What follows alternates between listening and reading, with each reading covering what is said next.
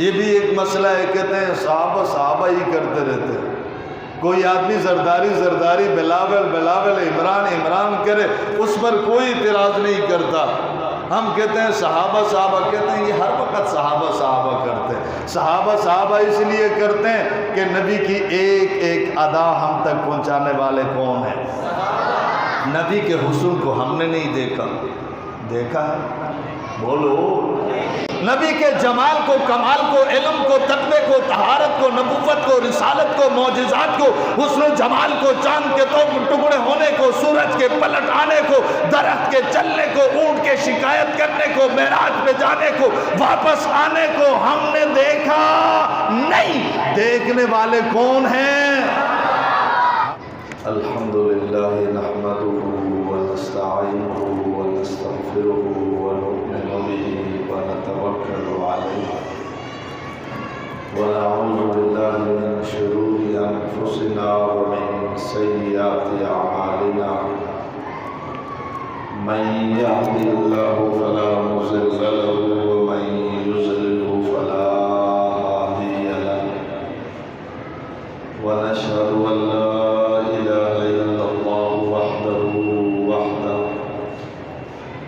وحده لا شريك له أحدا بلا بلد أحدا بلا زمان أحدا بلا مكان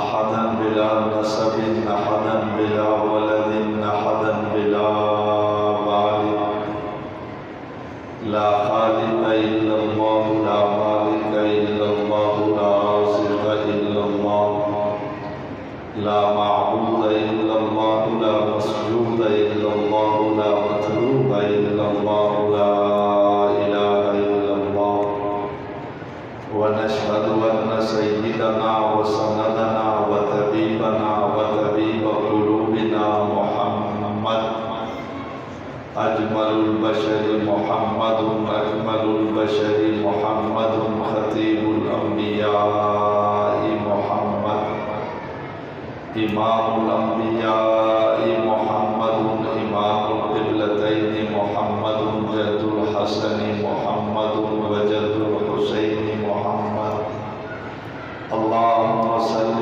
على محمد وعلى آل محمد وصل كذلك على جميع الأنبياء والمرسلين أما بعد فأعوذ بالله من الشيطان الرجيم بسم الله الرحمن الرحيم لا يستوي منكم من أنفق من قبل الفتح وقاتل أولئك أعظم درجة من الذين أنفقوا من بعد وقاتلوا وكلا وعد الله الحسنى قال النبي صلى الله عليه وسلم أرحم أمتي بأمتي أبو بكر وأشدهم في أمر الله عمر قال النبي صلى الله عليه وسلم لو كان بعدي نبي لكان عمر أو كما قال النبي صلى الله عليه وسلم آمنت بالله صدق الله العظيم عزیزان محترم قابل تکریم نمازی بزرگوں عزیزوں، آج پہلی مرتبہ آپ کی اس مسجد میں یکم محرم الحرام شہادت فاروق اعظم، 10 محرم الحرام شہادت حضرت حسین رضی اللہ تعالی عنہ کے حوالے سے انعقاد پذیر اس مختصر پروگرام میں آپ سے گفتگو کا موقع مل رہا ہے۔ عزیزان محترم، یکم محرم الحرام کو شہید ہونے والا حضرت عمر فاروق رضی اللہ تعالی عنہ بھی صحابی ہے۔ 10 محرم الحرام کو شہید ہونے والا حضرت حسین بھی صحابی ہے۔ کسی نے کہا مولانا یہ صحابی کون ہوتا ہے؟ میں نے کہا جو ایمان کی حالت میں نبی کو دیکھے یا ایمان کی حالت میں جس کو نبی دیکھے یا جو نبی کی مجلس میں ایمان کی حالت میں حاضر تھے اس کو صحابی کہا جاتا ہے۔ تو حضرت عمر بھی صحابی ہے، حضرت حسین بھی صحابی ہے، دونوں کے فضائل بہت سارے ہیں، لیکن اگر کوئی اور فضائل نہ بھی ہوتے تو یہ عظمت اتنی بڑی ہے کہ عمر بھی صحابی ہے، حسین بھی صحابی ہے۔ صحابی کون ہوتا ہے؟ جو نبی کو ایمان کی حالت میں دیکھتا ہے، نبی کی مجلس میں بیٹھتا ہے، اس کو صحابی کہا جاتا ہے۔ اور وہ جو صحابی بنتا ہے، نبی کو دیکھتا ہے، مقام اتنا بلند ہو جاتا ہے۔ حضور نے فرمایا جس نے ایمان کی حالت میں مجھے دیکھا وہ بھی جنتی ہے، جس نے صحابی کو دیکھا وہ بھی جنتی ہے۔ صحابی کا مقام اتنا بلند ہے کہ اس کو دیکھنے والا تو جنتی ہے، نبی کو دیکھنے والا صحابی جنتی ہے۔ ابو بکر نے نبی کو دیکھا، ابو بکر جنتی۔ عمر نے نبی کو دیکھا، عمر جنتی۔ عثمان نے نبی کو دیکھا، عثمان جنتی۔ علی نے نبی کو دیکھا، علی جنتی۔ معاویہ نے نبی کو دیکھا، معاویہ جنتی۔ صرف اسی پر بس نہیں، آقا نے فرمایا مجھے دیکھنے والا تو جنتی ہے، لیکن فرمایا جس نے میرے دیکھنے والوں کو دیکھا وہ بھی جنتی ہے۔ جس نے ابو بکر کو دیکھا وہ بھی جنتی، عمر کو دیکھا وہ بھی جنتی، عثمان علی کو دیکھا وہ بھی جنتی، حضرت حسین کو دیکھا وہ بھی جنتی۔ ہم صحابی کو دیکھنے والا بھی جنتی ہوتا ہے۔ صحابی کون ہوتا ہے؟ مقام اتنا بلند ہوتا ہے۔ لا یستوی منکم من انفق من قبل الفتح وقاتل اولئک اعظم درجہ من الذین انفقوا من بعد وقاتلوا وکلا وعد اللہ الحسنی۔ قرآن اعلان کرتا ہے کچھ لوگ وہ تھے جو ابتدائے اسلام میں جنہوں نے نبی کا کلمہ پڑھا، نبی کے ساتھ مل کر جہاد کیا، اللہ کے راستے میں خرچ کیا۔ بعض صحابہ وہ ہیں جو ابتدا میں جنہوں نے کلمہ پڑھا، بعض صحابہ وہ ہیں جو فتح مکہ کے بعد جنہوں نے کلمہ پڑھا۔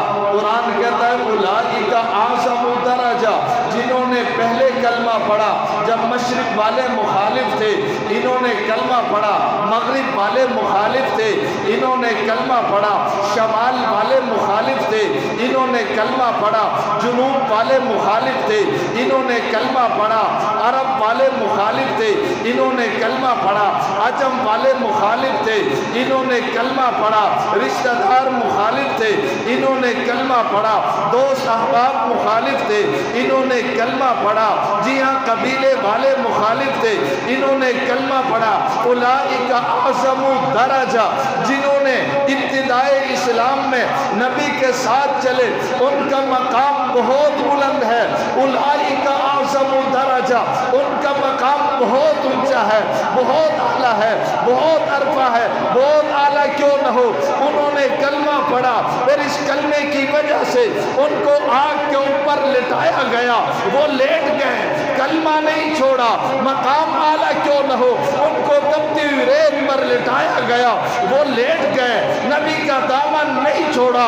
مقام اعلیٰ کیوں نہ ہو، انہوں نے نبی کا کلمہ پڑھا، کلمہ پڑھنے کی وجہ سے تختے دار پہ چڑھایا گیا، وہ چڑھ گئے لیکن نبی کا دامن نہیں چھوڑا۔ مقام بلند کیوں نہ ہو، ان کو اونٹوں کے ساتھ باندھ کر، دو اونٹوں کے ساتھ باندھ کر اونٹوں کو مخالف سمت میں چلایا گیا، وہ درمیان سے چیر گئے، دو حصے ہو گئے لیکن نبی کا دامن نہیں چھوڑا۔ ایک صحابہ وہ ہے جنہوں نے ابتدائے دور میں کلمہ پڑھا، ان میں ابو بکر ہے، عمر ہے، عثمان ہے، علی ہے۔ بعض وہ ہیں جو فتح مکہ کے بعد ایمان لے آئے۔ قرآن بتا تو صحیح جو فتح مکہ کے بعد جنہوں نے کلمہ پڑھا ان کا مقام کیا ہے؟ فرمایا وَكُلًّا وَعَدَ اللَّهُ الْحُسْنَى، جنہوں نے پہلے کلمہ پڑھا ان کے ساتھ بھی حسنہ کا وعدہ ہے، جنہوں نے بعد میں کلمہ پڑھا ان کے ساتھ بھی حسنہ کا وعدہ ہے۔ قرآن یہ حسنہ کیا ہوتا ہے؟ فرمایا ان الذی سبقت لهم من الحسنى اولئک عنہا مبعدون، فرمایا کہ جنہوں نے پہلے کلمہ پڑھا ان کے ساتھ بھی جنت کا وعدہ ہے، جنہوں نے بعد میں کلمہ پڑھا ان کے ساتھ بھی جنت کا وعدہ۔ حضرت ابو بکر ہو، عمر ہو، عثمان ہو، علی ہو، حضرت معاویہ ہو یا ابو سفیان ہو، جنہوں نے پہلے کلمہ پڑھا وہ بھی جنتی، بعد میں کلمہ پڑھا وہ بھی بولیں گے وہ بھی۔ صحابہ تو سارے جنتی ہیں، کلم وعد اللہ الحسنى، سارے جنتی ہیں۔ کسی نے کہا کہ مولانا صحابہ بھی انسان ہم بھی انسان ہیں، ہم میں صحابہ میں فرق کیا ہے؟ میں نے کہا بڑا فرق ہے۔ کہنے لگا صحابہ بھی قرآن پڑھتے تھے، ہم بھی قرآن پڑھتے ہیں، صحابہ بھی نماز پڑھتے تھے، ہم بھی نماز پڑھتے ہیں، صحابہ بھی روزہ رکھتے تھے، ہم بھی روزہ رکھتے ہیں، صحابہ بھی جہاد کرتے تھے، ہم بھی جہاد کرتے ہیں، صحابہ بھی رکوع کرتے تھے، ہم بھی رکوع کرتے ہیں، صحابہ بھی سجدہ کرتے تھے، ہم بھی سجدہ کرتے ہیں، صحابہ بھی تلاوت کرتے تھے، ہم بھی تلاوت کرتے ہیں، ہم میں صحابہ میں فرق کیا ہے؟ میں نے کہا بڑا فرق ہے۔ کہنے لگا کیا فرق؟ میں نے کہا تم نے مغرب کی نماز میرے پیچھے پڑھی، صحابہ نے نماز نبی کے پیچھے پڑھی ہے۔ یہ فرق ہے، آپ نے نمازیں مولوی کے پیچھے پڑھی، صحابہ نے نمازیں نبی کے پیچھے پڑھی۔ آپ نے قرآن قاری سے پڑھا، صحابہ نے قرآن نبی سے پڑھا۔ آپ نے نگاہیں اٹھائی میرا چہرہ دیکھا، صحابہ نے نگاہیں اٹھائی تو نبی کا چہرہ دیکھا ہے۔ جی ہاں، یہ صحابہ کا مقام ہے، یہ صحابہ کی عظمت ہے۔ انہوں نے کلمہ پڑھا نبی سے، نماز پڑھی نبی کے پیچھے، چہرہ اٹھایا تو چہرہ دیکھا نبی کا، تو ان کا اتنا بڑا مقام ہے۔ اس لیے تو قرآن نے صحابہ کے بارے میں کہہ دیا، صحابہ کے بارے میں کہہ دیا التائبون یہ صحابہ ہیں، العابدون صحابہ ہیں، الحامدون صحابہ ہیں، الراکعون صحابہ ہیں، الساجدون صحابہ ہیں، الآمرون بالمعروف صحابہ ہیں، والناہون عن المنکر صحابہ ہیں۔ قرآن سے اگر آپ پوچھیں گے صحابہ کون ہیں، الف لام سے لے کر والناس تک قرآن صحابہ کا تعارف کرتا ہے، اٹھنے کو بیان کرتا ہے، بیٹھنے کو بیان کرتا ہے، جہاد کو بیان کرتا ہے، عبادت کو بیان کرتا ہے، اطاعت کو بیان کرتا ہے، ایک ایک ادا کو بیان کرتا ہے۔ قرآن سے پوچھ صحابہ کون ہے، قرآن اعلان کرتا ہے محمد الرسول اللہ والذین معہ، کہا یہ صحابہ نبی کے ساتھی ہیں، والذین معہ یہ ہر وقت نبی کے ساتھ ہیں، یہ صحابہ بدر میں نبی کے ساتھ، احد میں نبی کے ساتھ، خندق میں نبی کے ساتھ، خیبر میں نبی کے ساتھ، صلح میں نبی کے ساتھ، جنگ میں نبی کے ساتھ، مسجد میں نبی کے ساتھ، نماز میں مسجد کے نبی کے ساتھ، روزے میں نبی کے ساتھ، جہاد میں نبی کے ساتھ، ذکر میں نبی کے ساتھ، سفر میں نبی کے ساتھ، حضر میں نبی کے ساتھ، مکے میں نبی کے ساتھ، والذین معہ مدینے میں نبی کے ساتھ۔ کہا یہ نبی کے ساتھ یوں جڑ گئے، 1400 سال ہو گئے، جا کر مدینے میں دیکھو آج بھی روزے میں نبی کے ساتھ آرام فرما ہے۔ والذین معہ، اللہ یہ صحابہ کون ہے؟ قرآن اعلان کرتا ہے اشداء علی الکفار، کافروں کے مقابلے میں یہ سخت ہیں۔ آپس میں کیسے تھے؟ لڑتے تھے؟ فرمایا نہیں، رحماء بینہم، آپس میں پیار کرنے والے تھے۔ ربا یہ صحابہ نماز روزہ زکوٰۃ حج ادا کرتے تھے، کیوں؟ دکھلاوے کے لیے؟ فرمایا نہیں، یبتغون فضلا من اللہ ورضوانا، صحابہ کا ایک ایک عمل اللہ کی رضا کے لیے تھا۔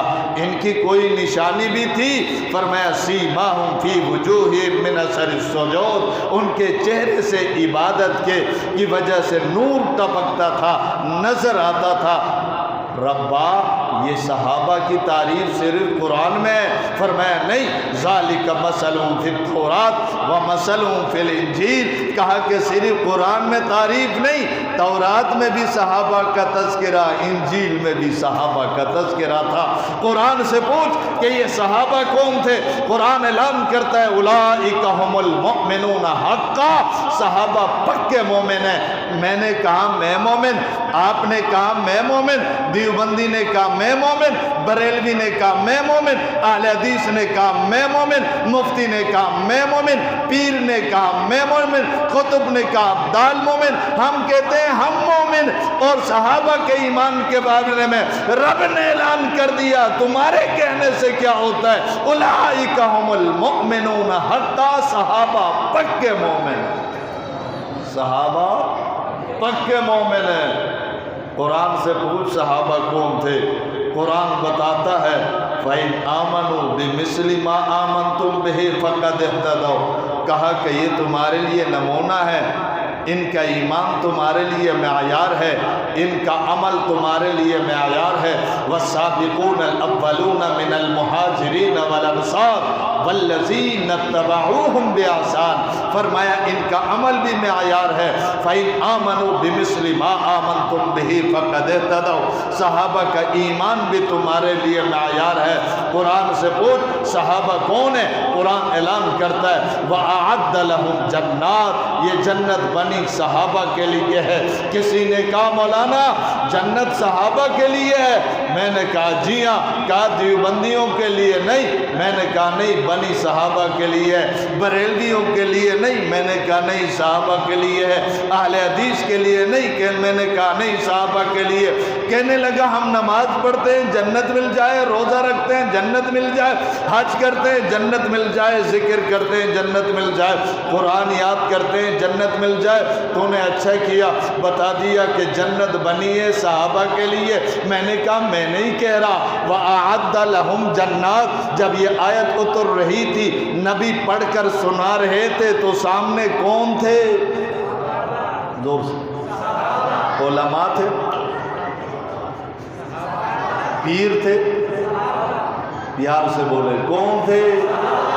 دیوبندی تھے، بریلوی تھے، اہل حدیث تھے، صحابہ تھے۔ ان کو تو بتایا جا رہا ہے نا جنت بنی ہے ان کے لیے۔ کہنے لگا پھر ہمارا کیا بنے گا؟ کہنے لگا کہ جنت جب صحابہ کے لیے ہمارا کیا بنے گا؟ میں نے کہا سپاہی صحابہ میں آ جاؤ۔ اس دور میں جنتی صحابہ ہیں، اس دور میں جنتی غلامان صحابہ، اس کے علاوہ کوئی بھی جنت میں نہیں جائے گا۔ یا صحابہ جنت میں جائیں گے اور صحابہ کے سپاہی جنت میں جائیں گے، باقی کوئی بھی بولو میں نہیں کہہ رہا، قرآن کہہ رہا وَالَّذِينَ اتَّبَعُوهُمْ بِإِحْسَانٍ۔ کسی نے کہا مولانا جنت کو تو نے بہت محدود کر دیا، صحابہ جنتی ہیں، علماء صحابہ جنتی ہیں، سپاہی صحابہ والے جنتی ہیں، باقیوں کا کیا بنے گا؟ میں نے کہا میں نے محدود نہیں کیا۔ کہنے لگا کیسے؟ میں نے کہا سپاہی صحابہ کسی جماعت کا نام نہیں ہے، کسی تحریک کا نام نہیں ہے۔ کہنے لگا صحابہ کا سپاہی کون ہوتا ہے؟ میں نے کہا جس کا کلمہ صحابہ سے ملے وہ صحابہ کا سپاہی ہے، جس کی نماز کا طریقہ صحابہ سے ملے، روزے کا طریقہ صحابہ سے ملے، حج کا طریقہ صحابہ سے ملے، زکوٰۃ کا طریقہ صحابہ سے ملے، عقیدہ صحابہ سے ملے، اذان صحابہ سے ملے، کلمہ صحابہ سے ملے، قرآن صحابہ سے ملے، اور جن کا بھی عبادت و اطاعت کا طریقہ صحابہ سے ملے وہ اپنے آپ کو صحابہ کا سپاہی کہے تب بھی ہے، نہ کہے تب بھی ہے۔ مجھے بتاؤ دیوبندیوں کا کلمہ کس سے ملتا ہے؟ بولو۔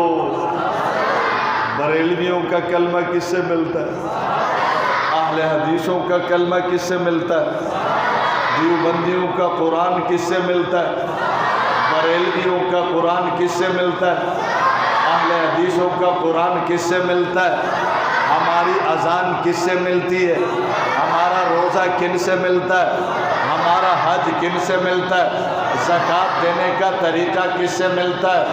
صحابہ سے ملتا ہے۔ جی ہاں، ہم نے نبی کو نماز پڑھتے ہوئے نہیں دیکھا، دیکھنے والے صحابہ، ہمیں بتانے والے صحابہ۔ ہم نے نبی کو کلمہ پڑھتے ہوئے نہیں سنا، سننے والے صحابہ، بتانے والے صحابہ۔ ہم نے نبی کو حج کرتے ہوئے نہیں دیکھا، نبی نے یوں حج کیا، دیکھنے والے صحابہ، ہمیں بتانے والے صحابہ۔ ہم نے نبی کو قرآن پڑھتے ہوئے نہیں سنا، سننے والے صحابہ، سینوں میں اتارنے والے صحابہ، ہمیں دینے والے کون ہے؟ کون ہے؟ کون ہے؟ تو جن کا کلمہ صحابہ سے ملتا ہے وہ کہے تب بھی وہ سپاہ صحابہ ہے، ڈر کی وجہ سے نہ کہے تب بھی، کیونکہ کلمہ صحابہ والا پڑھے، نماز صحابہ والی پڑھے، روزہ صحابہ والا رکھے، حج صحابہ کے طریقے پر کرے، عقیدہ صحابہ والا ہو، نظریہ صحابہ والا ہو، پھر بھی کہے کہ میں صحابہ کا سپاہی نہیں، تو یہ جھوٹ بولتا ہے۔ ورنہ جس کا کلمہ صحابہ سے ملتا ہے وہ صحابہ کا سپاہی ہے۔ اس نے قرآن میں رب نے اعلان کر دیا والسابقون الاولون من المہاجرین والانصار والذین اتبعوہم بإحسان رضی اللہ عنہم ورضوا عنہ۔ مہاجر صحابہ جنتی، انصار صحابہ جنتی، سابقون اولون جنتی۔ ربا اور کون جنتی؟ آپ کن سے راضی؟ والذین اتبعوہم، والذین اتبعوہم، جو صحابہ کے تابعدار ہیں، صحابہ کے جو صحابہ کا تابعدار ہے، رب نے فرمایا میں ان سے بھی راضی ہوں۔ تو صحابہ کا جو تابعدار ہے وہی تو سپاہ صحابہ ہے، ورنہ سپاہ صحابہ کوئی جماعت نہیں ہے، تحریک نہیں ہے۔ ہم سے کہا جاتا ہے کہ مولانا صحابہ کرتے ہو، قرآن کی بات کرو، تبلیغ کی بات کرو، فضائل نماز کی بات کرو، روزے کی بات کرو، حج کی بات کرو، زکوٰۃ کی بات کرو، توحید کی بات کرو، نبوت کی بات کرو، رسالت کی بات کرو، ہر جگہ صحابہ کرتے ہو۔ میں نے کہا کہ صحابہ کے بغیر تو نماز بھی نہیں ملتی ہے۔ بولو ارے صحابہ کے بغیر تو ہم مسجد بھی ثابت نہیں کر سکتے، مسواک ثابت نہیں کر سکتے، تبلیغ ثابت نہیں کر سکتے، کیونکہ یہ سب کچھ دیکھنے والے کون؟ زور سے۔ اگر صحابہ نہیں ہیں، نبی سے حدیثیں لینے والے کون؟ محفوظ کرنے والے کون؟ ہم تک پہنچانے والے کون؟ ارے بابا صحابہ نہیں تو حدیث کہاں سے آئے، قرآن کہاں سے آئے؟ میں نے کہا صحابہ کے بغیر تو ہم مسجد بھی ثابت نہیں کر سکتے۔ کہنے لگا کیوں؟ میں نے کہا وہ کہتا ہے کہ جماعت خانہ عبادت گاہ ہے، وہ کہتا ہے امام باڑہ عبادت گاہ ہے، وہ کہتا ہے چرچ عبادت گاہ ہے، وہ کہتا ہے مندر عبادت گاہ ہے، تو کہتا ہے مسجد عبادت گاہ ہے۔ میں نے کہا تیرے پاس دلیل کیا ہے؟ کہنے لگا دلیل، میں نے کہا جی ہاں دلیل بتاؤ۔ کہنے لگا آقا نے عبادت کے لیے مسجد بنائی۔ کیا بنائی؟ میں نے کہا پکا رہنا؟ کہنے لگا پکا ہو۔ میں نے کہا آقا جب مسجد نبی پہ بھی بنا رہے تھے تو ساتھ تھا؟ کہنے لگا نہیں۔ ابا ساتھ تھا؟ کہنے لگا نہیں۔ دادا ساتھ تھا؟ کہنے لگا نہیں۔ میں نے کہا دیواریں امام صاحب اٹھا رہے تھے؟ کہنے لگا نہیں۔ میں نے کہا پھر تو نے کیسے کہہ دیا آقا نے مسجد بنائی؟ میں نے کہا جب مسجد بن رہی تھی اینٹیں اٹھانے والے کون تھے، لانے والے کون تھے، دیواریں اٹھانے والے کون تھے؟ اس نے کہا صحابہ تھے۔ میں نے کہا یہ بھی ہمیں صحابہ نے بتایا، صحابہ کے بغیر توحید کوئی ثابت نہیں کر سکتا، قرآن ثابت کوئی نہیں کر سکتا۔ نبی سے قرآن سننے والے ہم نہیں، صحابہ ہیں ہم تک پہنچانے والے۔ زور سے جی ہاں، ہم صحابہ کیوں کرتے ہیں؟ یہ بھی ایک مسئلہ ہے۔ کہتے ہیں صحابہ ہی کرتے رہتے ہیں۔ کوئی آدمی زرداری بلاول عمران کرے، اس پر کوئی اعتراض نہیں کرتا، ہم کہتے ہیں صحابہ صحابہ، کہتے ہیں یہ ہر وقت صحابہ صحابہ کرتے ہیں۔ صحابہ صحابہ اس لیے کرتے ہیں کہ نبی کی ایک ایک ادا ہم تک پہنچانے والے کون ہیں؟ نبی کے حسن کو ہم نے نہیں دیکھا ہے؟ بولو۔ نبی کے جمال کو، کمال کو، علم کو، تقوی کو، طہارت کو، نبوت کو، رسالت کو، معجزات کو، حسن و جمال کو، چاند کے دو ٹکڑے ہونے کو، سورج کے پلٹ آنے کو، درخت کے چلنے کو، اونٹ کے شکایت کرنے کو، معراج پہ جانے کو، واپس آنے کو ہم نے دیکھا نہیں۔ دیکھنے والے کون ہیں؟ ہم تک پہنچانے والے کون ہیں؟ صحابہ ہے۔ اس لیے نماز کی حفاظت کرنی ہے تو صحابہ کی حفاظت کرو، روزے کی حفاظت کرنی ہے تو حج کی حفاظت کرنی ہے صحابہ کی کرو، توحید کی حفاظت کرنی ہے صحابہ کی کرو، نبوت کی حفاظت کرنی ہے صحابہ کی کرو، حج کی حفاظت کرنی ہے صحابہ کی حفاظت کرو۔ صحابہ محفوظ ہیں تو دین محفوظ ہے، صحابہ محفوظ ہیں، نبوت محفوظ ہے، صحابہ محفوظ ہے، رسالت محفوظ ہے، صحابہ محفوظ ہیں، حج محفوظ ہے، صحابہ محفوظ ہیں، جہاد محفوظ ہے۔ صحابہ محفوظ ہیں تو مسواک محفوظ ہے۔ صحابہ محفوظ نہیں تو دین محفوظ نہیں۔ ایک طبقے کی کوشش یہی تو ہے نا، ایک طبقے کی کوشش یہی تو ہے کہ نعوذ باللہ صحابہ کو منافق ثابت کرو، جھوٹ ثابت کرو۔ صحابہ سے اعتماد اٹھ جائے گا پھر قرآن پہنچانے والے وہی ہیں، قرآن پر اعتماد اٹھ جائے گا، حدیث پر اعتماد اٹھ جائے گا، دین پر اعتماد اٹھ جائے گا۔ اس لیے ضرورت اس بات کی ہے کہ صحابہ نے پورا دین ہم تک پہنچایا ہے، ان صحابہ کا دفاع ہونا چاہیے۔ پھر ان صحابہ میں ایک حضرت عمر بھی ہے، ہر صحابی جو جنتی ہے، ہر صحابی کا اپنا مقام ہے۔ حضرت ابو بکر کا اپنا مقام ہے، اتنا اعلیٰ مقام ہے۔ آقا نے فرمایا ابو بکر جنت کے 8 دروازے، 8 دروازوں میں ہر دروازہ کہے گا ابو بکر ادھر سے جنت میں داخل ہوگا۔ اتنا بڑا مقام ہے۔ ارے کسی کو کوئی دھکا دے کر جنت میں داخل کرے وہ بھی خوش نصیب ہے، لیکن جس ابو بکر کو جنت کے 8 دروازہ بلائے، ایک کہ ابو بکر ادھر سے آ، دوسرا کہ ابو بکر ادھر سے آ، تیسرا کہ ابو بکر ادھر سے آ جائے۔ کیوں بلا رہے ہیں؟ تاکہ ابو بکر یہاں سے گزرے، میں دوسرے دروازے کو کہوں کہ میری سعادت یہ ہے کہ یہاں سے ابو بکر ہو کر گزرے۔ اتنا بڑا مقام ہے ابو بکر کا، اس کا اپنا مقام ہے، عثمان کا اپنا مقام ہے۔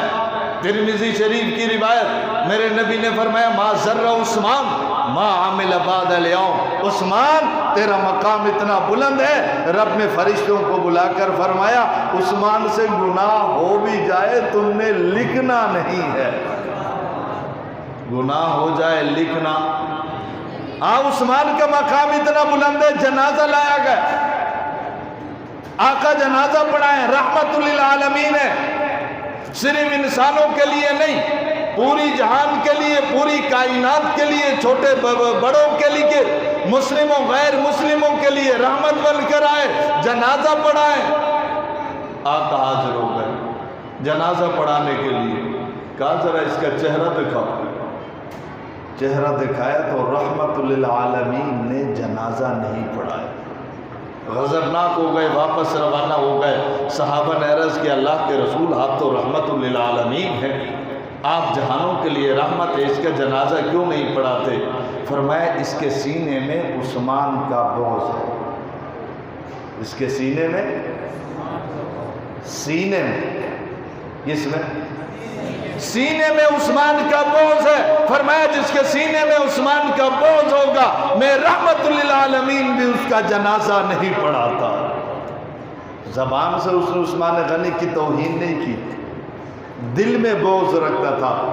آقا نے فرمایا زبان سے کہنا وہ تو بڑی بات ہے، جس کے سینے میں بھی عثمان کا بغض ہوگا، آقا نے فرمایا میں اس کا جنازہ نہیں پڑھاتا۔ عثمان کا اپنا مقام ہے، حضرت علی کا اپنا مقام ہے، جی ہاں اپنا مقام ہے، جس کی تربیت نبی نے کی ہے، کھلایا نبی نے، پلایا نبی نے، اٹھایا نبی نے، جگایا نبی نے، سلایا نبی نے۔ اور اپنی لاڈلی بیٹی فاطمہ الزہرا کا نکاح بھی علی سے کر دیا میرے نبی۔ اس کا اپنا مقام۔ حضرت امیر معاویہ بھی صحابی ہے، اس کا اپنا مقام ہے۔ آقا نے فرمایا کہ امیر معاویہ ہادی بھی ہے، مہدی بھی ہے۔ امیر معاویہ وہ ہے جو نبی کے ساتھ ایک سواری پر سوار جاتے۔ امیر معاویہ کا جسم بھی نبی کے ساتھ لگتا ہے، پیٹ بھی نبی کے ساتھ لگتا ہے، سینہ بھی نبی کے ساتھ لگتا ہے۔ جی ہاں، امیر معاویہ کا اپنا مقام ہے۔ جب مقام پھر حضرت عمر رضی اللہ تعالیٰ عنہ کے کیا کہنے، باقی سارے آئے ہیں اسلام کے لیے۔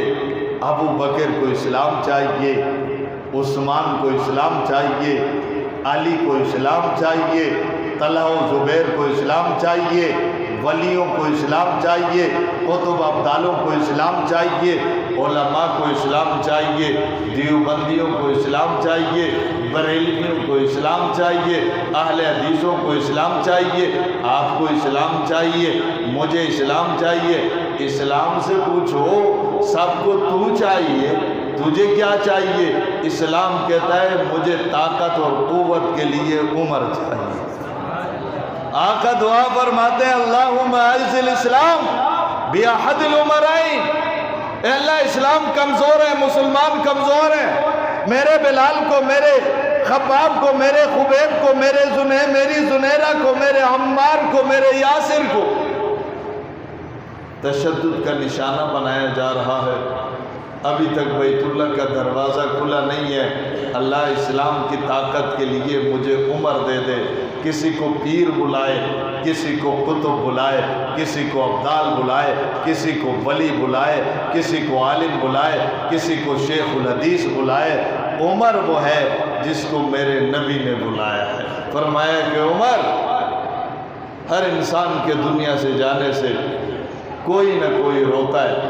بیٹا جائے باپ روتا ہے، باپ جائے بیٹا روتا ہے، بھائی جائے بھائی روتا ہے، بہن جائے بہن روتی ہے۔ کسی پر محلے والے روتے ہیں، علاقے والے روتے ہیں، بستی والے روتے ہیں۔ فرمایا آقا نے عمر تو دنیا سے جائے گا نا تو میرا اسلام تجھ پر روئے گا۔ یہ وہ عمر ہے، یہ کم محرم الحرام کو اس کی شہادت ہے۔ افسوس سے کہنا پڑتا ہے، ہمارے اہل سنت کی غفلت پر ہمیں افسوس ہوتا ہے۔ یوم شہادت عمر آتا ہے، گزر جاتا ہے، ہماری قوم کو پتہ نہیں۔ یوم شہادت عثمان غنی آتا ہے، گزر جاتا ہے، نوجوان کو پتہ نہیں۔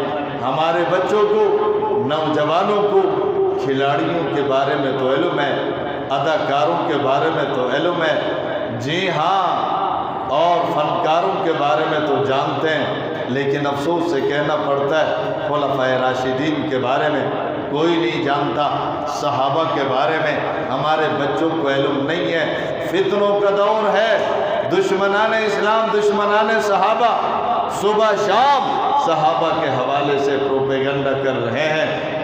ان کے ایمان پر، کبھی ان کی صداقت پر، کبھی ان کی عدالت پر، کبھی ان کی شرافت پر حملے ہو رہے ہیں۔ دور کیوں جاتے ہو؟ 2 دن قبل انچولی میں ایک جلسہ ہوا، اس انچولی میں ایک بے ایمان نے نعوذ باللہ حضرت ابوبکر صدیق کو غاصب قرار دیا، سرعام جلسے میں غاصب کا۔ لیکن اہل سنت بیدار ہونے کے لیے تیار نہیں ہے۔ یہ جو مجالس ہیں یہ سیاسی مجالس نہیں ہیں، نہ ہم اتنے فارغ ہیں، نہ ہمیں زیادہ بولنے کا شوق ہے۔ یہ جو مجالس ہمارے دوست کرتے ہیں، یہ جو گلیوں میں بازاروں میں ہم صحابہ کرتے ہیں، یہ جو بچوں کے جلوس ہم نکالتے ہیں صحابہ کرتے ہیں، یہ جو روڈ پہ آتے ہیں صحابہ کرتے ہیں، یہ اہل سنت کو بیدار کرنے کے لیے ہے، ایمان بچانے کے لیے ہے۔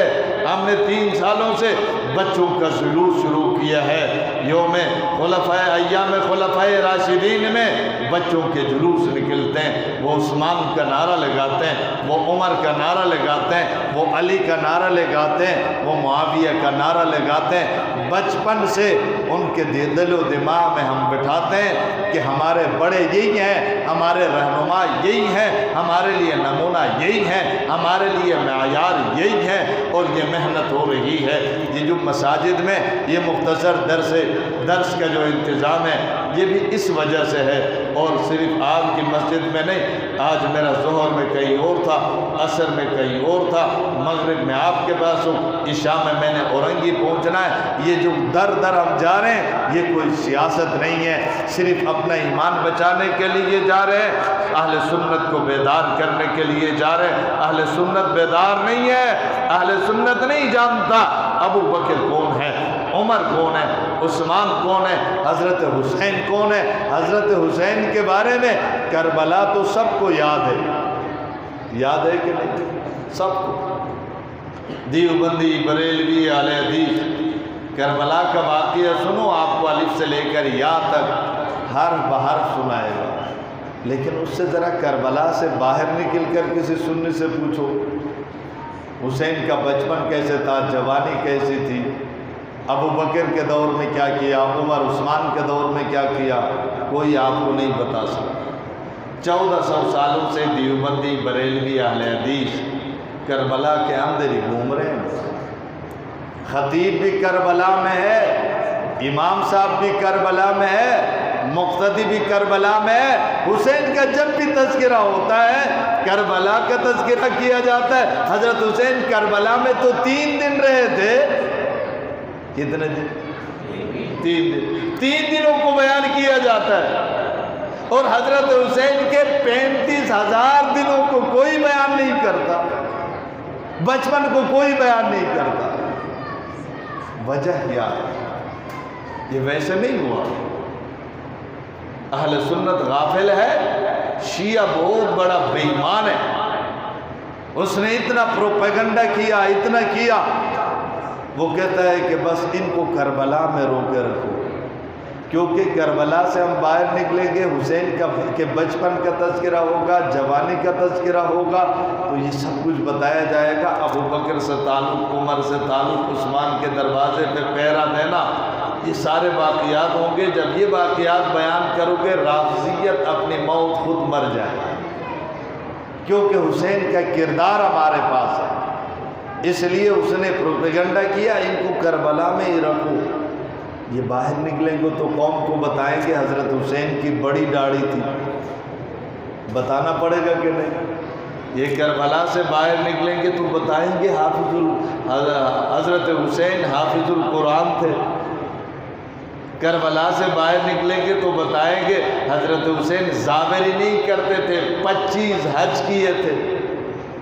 کربلا سے باہر نکلیں گے تو بتانا پڑے گا جب حضرت حسین پیدا ہوئے تھے اس وقت حضرت فاطمہ الزہرا کے پاس جو خاتون تھی اس کا نام حضرت اسماء بنت امیس تھی۔ حضرت اسماء بنت امیس کون تھی؟ یہ حضرت صدیق اکبر کی اہلیہ تھی، بتانا پڑے گا۔ کربلا سے باہر نکلو گے تو یہ بتانا پڑے گا کہ سب سے پہلے جس خاتون نے حضرت حسین کو کپڑے میں لپیٹ کر آقا کو پیش کیا تھا وہ حضرت صدیق اکبر کی اہلیہ اسماء بنت امیس۔ جب کربلا سے باہر نکلو گے تو بتانا پڑے گا جب حضرت علی کا نکاح ہوا تھا، نکاح کے 2 گواہ تھے، ایک گواہ کا نام ابو بکر ہے، ایک کا نام عمر ہے۔ جب کربلا سے باہر نکلو گے حسین کا تذکرہ کرو گے تو بتانا پڑے گا حضرت حسین کی والدہ حضرت فاطمہ الزہرا کا جنازہ حضرت ابو بکر صدیق نے پڑھایا تھا۔ کربلا سے باہر نکلو گے تو یہ بھی تو بتانا پڑے گا حضرت حسین ابو بکر صدیق کے پاس جاتے تھے، ابو بکر صدیق تعاون کرتے تھے، ان کی کتابوں میں بھی موجود ہے۔ ایک دفعہ حسین صدیق سے ملنے چلے گئے، صدیق اکبر نے بہت ساری رقم دے دی، کہا کہ حسین یہ لے جاؤ اپنی والدہ فاطمہ کو دے دو تاکہ وہ تم پر خرچ کرے۔ پھر فرمایا کہ بیٹا جس چیز کی ضرورت ہو نا میرے پاس آیا کرو، میرے پاس نہ بھی آ سکے تو پھر اپنی ماں حضرت عائشہ کو بتا دینا، اپنی نانی حضرت عائشہ کو بتا دینا، عائشہ مجھے بتائے گی، تیری ضروریات کو میں پورا کروں گا۔ جی ہاں کربلا سے باہر نکلو گے نا تو یہ بتانا پڑے گا۔ حضرت عمر رضی اللہ تعالیٰ عنہ نے یمن سے جبے منگوا کر حسن حسین کو پہنائے تھے۔ کربلا سے باہر نکلو گے نا تو یہ بھی بتانا پڑے گا۔ حضرت عثمان کے گھر کا محاصرہ ہوا، دروازے پہ چوکیدار حضرت حسن تھے، حضرت حسین تھے۔ جب کربلا سے باہر نکلو گے نا تو یہ بتانا پڑے گا حضرت امیر معاویہ کے ہاتھ پہ حسن نے ہاتھ رکھا، امام مانا، حسین نے بیعت کی، امام مانا۔ کربلا سے باہر یہ سب کچھ بتانا پڑے گا۔ جب یہ بتاؤ گے رافضیت ختم ہو جائے گی، کیونکہ ان کا مذہب تو لڑانے سے قائم ہے۔ تم صلح بتاؤ گے، حقائق بتاؤ گے، رافضیت خود ختم ہو جائے گی۔ لیکن ایک پروپیگنڈے کے تحت 1400 سالوں سے دیوبندی کربلا میں، بریلوی کربلا میں، اہل حدیث کربلا میں، اللہ تعالی ہمیں کربلا سے باہر آنے کی توفیق عطا فرمائے۔ وما علینا الا البلاغ۔